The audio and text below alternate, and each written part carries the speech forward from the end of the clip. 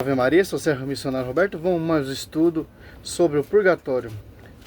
A palavra purgatório não aparece na Bíblia, mas a palavra Santíssima Trindade também não aparece na Bíblia.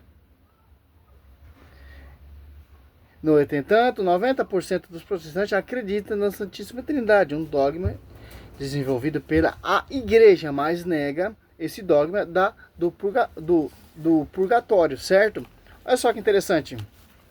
O Concílio de Nicéia em 325, o Concílio de Constantinopla em 381, o Concílio de Calcedônia 451, o Concílio de Éfeso 431, demorou 4 concílios para definir de maneira firme o dogma da Santíssima Trindade.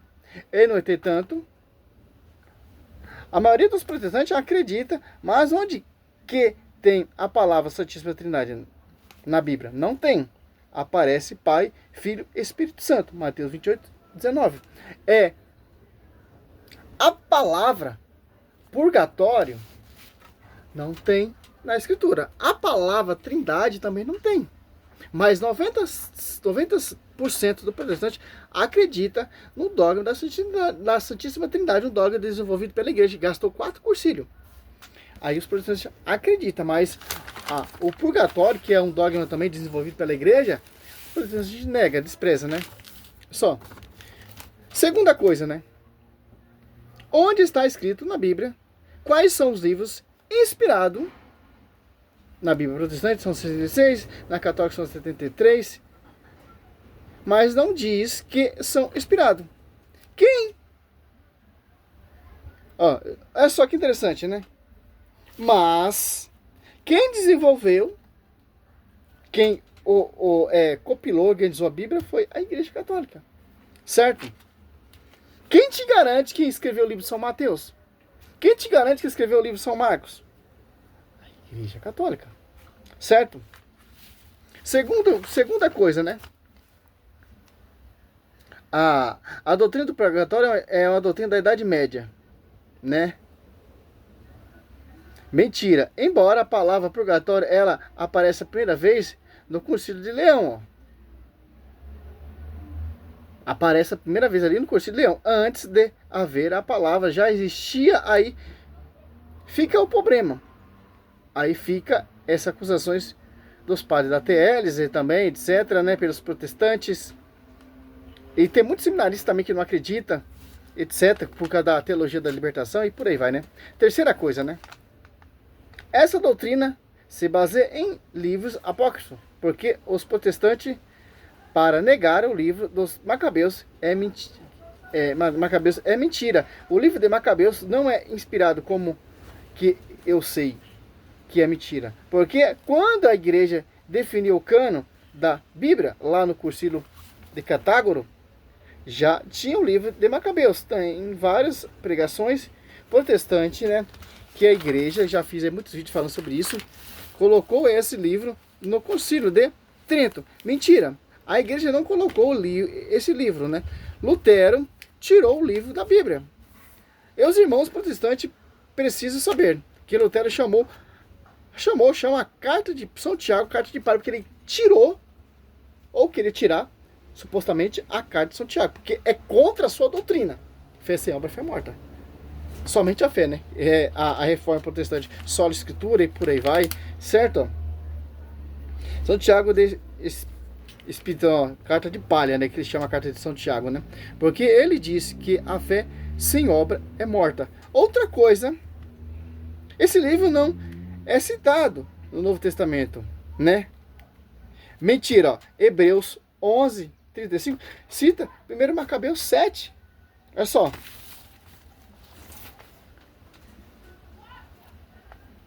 Eles falam, não existe orações pelos mortos. Mas no Novo Testamento existe sim. São Paulo ora pelo um seu amigo que morreu, né? A acusação mais grave, o purgatório anula a redenção de Jesus Cristo. É mentira. Purgatório não é lugar de salvação. Se você rezar pelos mortos, ser salvo, pode parar. Mediantemente, na hora da morte, assim que as pessoas vai para o juízo particular, está salva. eternamente ou condenada. Catecismo 393. É simples. Vamos degustar aqui para a gente entender o que, ó. Em 1 Coríntios, que quem degustou sobre esse texto aqui, Santo Tomás de Aquino, ele degustou sobre esse texto aqui, ó. Em 1 Coríntios 3, 12 ao 15, ó. Agora, se alguém edificar sobre este fundamento, com ouro ou ouro com prata ou com pedra preciosa, com a medida ou feno ou com palha, a obra de cada um aparecerá no dia do julgamento, irá demonstrar, será descoberto pelo fogo. E o fogo provará o trabalho de cada um. Ó. Se a construtor receberá sua recompensa, se pegar fogo, acaba com danos, ele será salvo, porém passando de alguma maneira através do fogo. E ele também degustou sobre esse texto aqui, Mateus 5, olha só, 25, 26. Entre em acordo sem demora com o teu adversário, enquanto está em caminho com ele, para que não suceda que te entregue ao juiz, o juiz te entrega ao mistério, né? E seja posto em prisão. Em verdade, 26. Em verdade eu te digo, dali não sairá antes de ter pago o último centavo. Olha só, a ideia do purgatório não é invenção da Igreja Católica, é explícita, tanto como referência aqui, ó, Santo Tomás de Aquino. Ele degustou nesse texto. São Tomás, é claro, ele diz assim: pelas almas que estão no céu, a gente não reza porque já estão no céu. Não precisa de oração, já estão na glória. Pelas que estão no inferno, não adianta rezar, elas já foram condenadas. Então, para que a igreja reza? Por aqueles que já estão nessa prisão, ó, pagando até o último centavo. Ó. Olha só, olha a visão de um santo da igreja, pô, de acordo, degustando aqui com a escritura. Então, já os santos ali, testemunha oculares ali, é bem claro. Você quer ficar com a visão protestante? Ou a visão desses padres TLs, esses seminaristas que não acreditam, etc. Ou com a visão do doutor da igreja? Ó, qual é o nome dessa prisão? Purgatório, porque o céu não é uma prisão, é a morada dos eleitos, dos redimidos, né? Que já estão ressurretos, que já conseguiram alcançar e chegou ao estado de perfeição, né? Inferno, uma prisão onde você nunca mais sairá, né? Ou vai sair. Toda a tradição da igreja, desde do Tertuliano, olha só, 220, enxergou essa aqui, esse versículo como purgatório, Mateus 5, 25, ó. Outro santo, um santo aqui, ó, Santo Ambrósio, Santo Tomás de Aquino, degustou sobre esse texto também. Agora, Tertuliano, ano 220, também está debruçando sobre esse texto, Mateus 5, 25 e 6. Ó. Outro texto, explicação, São Gregório Magno, lá no ano 593, ó, século V, né? Século V, Tertuliano, século II, e para a gente entender sobre esse texto, ó. Aquele livro chamado Diálogo que ele escreveu, ó, de Mateus 12, 31 e 32, ó, falando também por São Gregório Magno, nesse documento, Diálogo, ele coloca assim, baseado nesse texto, nós cremos que existe um fogo purificador. Ó, nós, quem? O magistério, certo? Para as faltas leves. No mundo vindouro, visto que a quem blasfemar contra o Espírito Santo não é perdoado, nem nesse, nem no outro. Logo, quem tem faltas leves pode ser purificados no outro mundo. Ó. Degustando aqui sobre esse texto Mateus. Olha só que interessante. 12, 31, 32, ó. Por isso eu vos digo, todo pecado, toda blasfêmia serão perdoados aos homens, mas a blasfêmia contra o Espírito Santo não será perdoado. Todo o que tiver falado contra o Filho do Homem será perdoado. Se, porém, falar contra o Espírito Santo, não alcançarão perdão, nem nesse século, nem no século vindouro, ou no mundo futuro, né? Como interpreta o santo doutor aqui, São Gregório Magno, né? Esse texto, São Gregório Magno, foi escrito no ano 593 da era cristã, explicando esse texto, dizendo que poderia ter faltas purificadas no outro lugar, no outro mundo, né? Estou citando isso aqui. Em 593, Lutero fez a reforma em 1517. Então, quase 100 anos antes de Lutero, Papa já tinha escrito sobre o purgatório. Lucas 12, 42 diz assim, ó: o Senhor replicou, falando para Pedro, né? Qual é o administrador nesse caso? A pessoa da própria igreja, sacerdote, bispo e religiosos.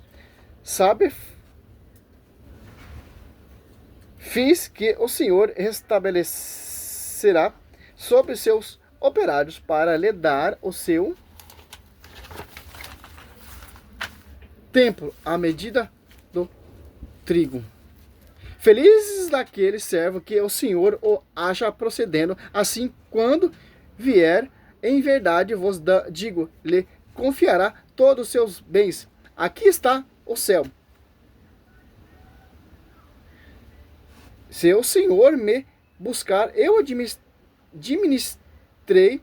os bens dele, multipliquei os talentos, estou em estado de graça. Ele me confiará os bens eternos. Jesus continua, mas seu tal administrador imaginar consigo, meu Senhor tardaria começar a esperança os servos a come, a beber e fica embriagado. O Senhor daqueles servos virá no dia em que ele não espera, e na hora em que não há pensar, eu despedirá, eu mandará ao destino dos infiéis. Que lugar é esse? Inferno. Olha só, cara. Lucas 12, 47. Há um primeiro grupo totalmente fiel, que vai para a glória. Há um segundo grupo, que foi pro pecado mortal, inferno. E há o terceiro, que foi negligente.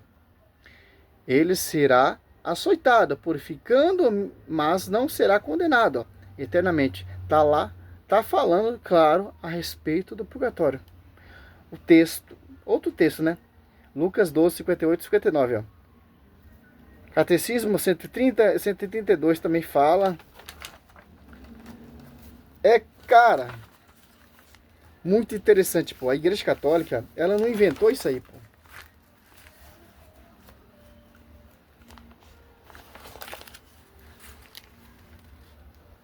Aqui, ó.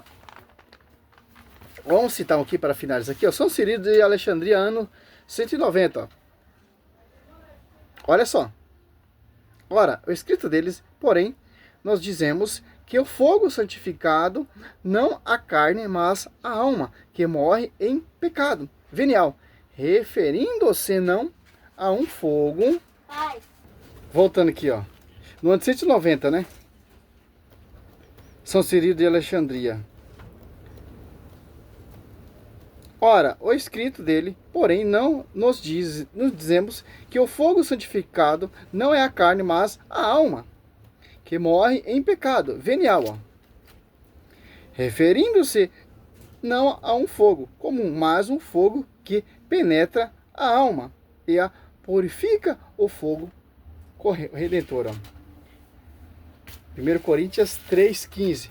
Que interessante, para a gente entender o que é uma coisa, para a gente entender, em Mateus 5, 8. Bem-aventurados puros de coração, porque verão a Deus. Então, só os puros de coração verão a Deus. Porque no céu não entra nada de profano. Tem que estar 100% na graça. Se não está 100% da graça, vai passar por esse fogo que os pais acreditavam. Fiz um vídeo aí falando de muitos pais da igreja acreditando no purgatório, certo? Como vai dizer aqui, ó. Só os puros de coração verão a Deus. Apocalipse 21. Olha só que interessante, ó. 21:5, ó. Então, o que está assentado no trono, eis que faço novas todas as coisas, não é isso não. 21:27, ó. Nela não entrará nada de profano, ninguém que pratique abominações e mentiras, mas unicamente aqueles cujo nome estão escritos no livro da vida do Cordeiro, ó. Então, só entra na graça, na glória, ali no lugar onde está os redimidos, 100% santidade.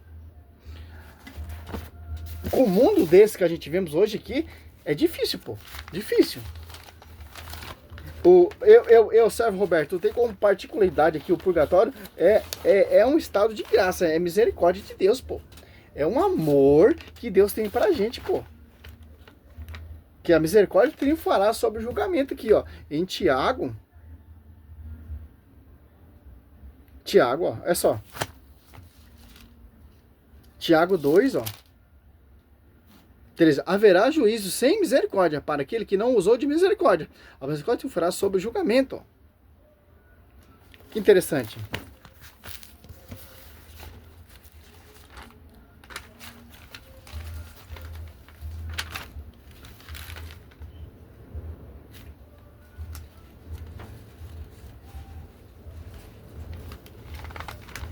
Nós temos 7 obras de misericórdia corporal, 7 obras de misericórdia espiritual, e uma das obras de misericórdia é corrigir os inimigos ou ignorantes. Ele viu pro bandido da esquerda e falou: nós temos sofrendo que nós merecemos. Tu não temes a Deus? Esse homem é justo. Aqui, ó. Tá falando daquele ladrão que foi poupado. Hoje estará comigo no paraíso, ó. Olha só. Ó, o bandido aos pés da cruz, ó. Ele se arrependeu, ó. Aceitou Cristo, ó. Como seu Senhor e seu Salvador. Foi para o céu, ó. Que obra ele praticou, ó? Que muitos que... Ah, mas para que eu preciso do purgatório se o ladrão da cruz subiu direto? Não. Ele praticou obra. Fé sem obra é fé morta. Ele se arrependeu, ele corrigiu um ignorante, ele reconheceu o seu erro, reconheceu que quis ser seu salvador e etc. E quis falar: hoje estará comigo no paraíso. Certo? Muitas vezes a gente não tem essa graça. Ele teve. Né? Aceitou Cristo como seu Senhor e Salvador, foi para o céu. Que obra praticou, né? Ele praticou. Aí eu respondi para ele: meu filho, para os protestantes, respondo para os protestantes, né? Meu filho, você tem que estudar a fé católica. Nós temos 7 obras de misericórdia, né? Corporal, 7 obras de misericórdia espiritual. E uma das obras de misericórdia é corrigir o ignorante. Ele virou pro bandido da esquerda, falou nós temos sofrido, que nós merecemos tanto. Tu não temes a Deus? Esse homem é justo. Olha só. Ele praticou uma obra de corrigir um ignorante. Essa foi uma obra. Então ele não foi para o céu exclusivamente pela fé, pela obra também. Aqui agora nós Calvário, nós temos 3 cruzes. A cruz de Jesus é a cruz de Jesus, é a cruz da redenção. A cruz do ladrão é a cruz da penitente, que se salvou. A cruz do outro é a cruz penitente. Mas onde entra o purgatório aqui? Purgatório, então, que aquele ladrão aceitou o sofrimento na cruz, como reparação dos crimes que ele cometeu. Olha só, cara. Simples, pô. É simples.